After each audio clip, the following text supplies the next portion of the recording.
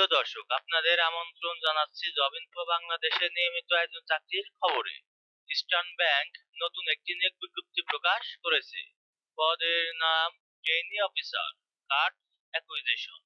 পদের সংখ্যা অনির্দিষ্ট।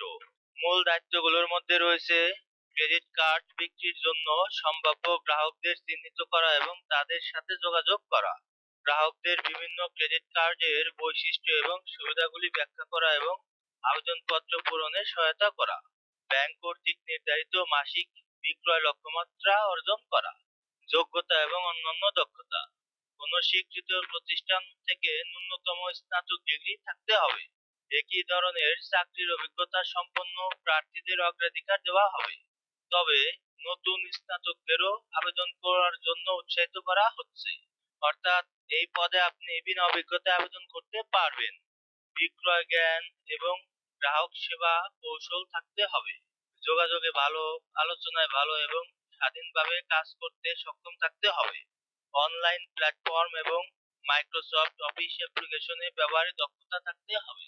Job location: Dhaka. সুবিধাগুলোর মধ্যে রয়েছে মাসিক মোট বেতন ৩১,০০০ টাকা, উৎসব বোনাস, হাসপাতালে ভর্তি এবং মাতৃত্বকালীন প্রতিদান, ছুটির সুবিধা এবং এইচআর নীতি অনুসারে অন্যান্য সুযোগ সুবিধা।